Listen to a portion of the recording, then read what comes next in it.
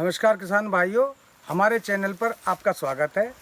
मैं आपको आज एक मुख्य बात बताना चाहता हूं कि हमारे खेतों में जिन खेतों में हमारे में गन्ना बुआ हुआ है, चाहे वो पेड़ी है या पौधा है, कि हमारे खेतों में ये बीमारियां ज़्यादा क्यों लग रही हैं।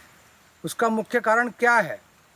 क्योंकि लागत इतनी आ रही है कि अगर हम हिसाब जोड़ेंगे तो हमें 10 रुपये भी गन्ने में बचेंगे नहीं। पेमेंट हमें मिलता नहीं, एक एक साल बाद मिलता है। अब ये बीमारी कैसे रुकें, क्या उपाय किए जाएं और वैरायटी का कैसे चूज़ करें? क्योंकि कोई सी भी वैरायटी है, अधिकतर जो पुरानी वैरायटी हो चुकी हैं उन सब में पोका बोइंग, टॉप बोरर ये सब लगा हुआ है। पर ये लगता क्यों है? इसका किसी ने सोचा क्यों लग रहा है ये? तो किसान भाइयों, ये कारण क्या है इसका जो इतनी बीमारी लग रही है? उसके कई कारण हैं। क्योंकि हम लोग जल्दबाजी में केमिकल का इस्तेमाल कर रहे हैं ज़्यादा, यानी फर्टिलाइज़र डाल रहे हैं, यूरिया, डीएपी, पोटास नहीं डाल रहे। पोटास भी डलनी चाहिए जबकि पोटास नहीं डाल रहे। और हम लोगों ने गोबर की खाद मिट्टी में डालनी बिल्कुल बंद कर दी है। उसका कारण क्या है कि आदमी क्या सोचता है कि भाई चलो गन्ना बो और भाई डाई फालतू बढ़ा दो तो गन्ना बढ़िया हो जाएगा। लेकिन हमारी मिट्टी की जो प्रतिरोधक क्षमता है, केमिकल डलने से या फर्टिलाइजर डलने से, ज़्यादा केमिकल डलने से और फर्टिलाइजर ज़्यादा डलने से, डालने तो ये पड़ेंगे मगर मात्रा से अधिक अगर हम डालेंगे तो उससे हमें लाभ की बजाय नुकसान होता है। इसलिए फर्टिलाइज़र का जो प्रयोग कर रहे हैं हम लोग वो सीमित करें और गोबर की खाद अवश्य डालें, और वो भी गली हुई खाद अगर नहीं डालेंगे तो पैदावार पे फर्क पड़ेगा। और जो मिट्टी की प्रतिरोधक क्षमता है वो देसी खाद यानी गोबर की खाद डालने से बढ़ जाएगी और हमारे जो फर्टिलाइज़र हैं उनकी मात्रा भी घट जाएगी। तो केमिकल जो हम बाद में जो स्प्रे करना है, कुछ भी करना है, तो अगर हम हल्का भी करेंगे तो भी कामयाब हो जाएंगे। इस बार क्या हुआ है कि हम लोगों ने 5-5 बार दवाइयाँ डाली हैं मगर बीमारी कम मात्रा में रुकी और हमारा इतना नुकसान हुआ कि हमें सिवा नुकसान के गन्ने में कुछ नहीं बचने वाला है आने वाले सीज़न में। अब आगे हम कैसे बचत करें वो मैं आपको, बने रहें आप मेरे चैनल पे, मैं आपको बताऊँ।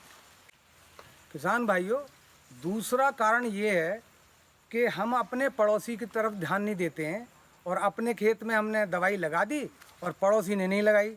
तो पड़ोसी के खेत में अगर बीमारी लगी हुई है तो वो हवा के द्वारा, मक्खी के द्वारा वो बीमारी हमारे खेत में भी आ जाएगी। जैसे कि मैं आपको दिखाना चाह रहा हूँ, हमारे में टॉप बोरर कम है। आप देखिए गन्ने को, जबकि गन्ना मैंने एक ही बार बंधवाया है ये, और इसमें मिट्टी चढ़ी हुई है। और ये हमारे पड़ोसी हैं, इधर घुमाओ, ये हमारे पड़ोसी हैं और इनका गन्ना देख लीजिए। इन्होंने दवाई टाइम पे नहीं लगाई, लेकिन हम तो सचेत थे एकदम, तुरंत जैसे ही देखा तुरंत इसमें दवाई लगाई और दवाई से लाभ हुआ। ये गन्ना अप्रैल का बुआ हुआ है जिसको आप देख रहे हैं। किसान भाइयों, तीसरा जो मैं कारण बताने जा रहा हूँ कि हम लोग लापरवाह हो गए हैं और ध्यान नहीं देते। आपको हमेशा से, पहले भी मैं 1-2 बार कह चुका हूँ, वैसे जवानी लोगों से बता चुका हूँ, लेकिन अब मैं अपने चैनल के द्वारा आपको बता रहा हूँ कि आप सही बीज का चुनाव करें।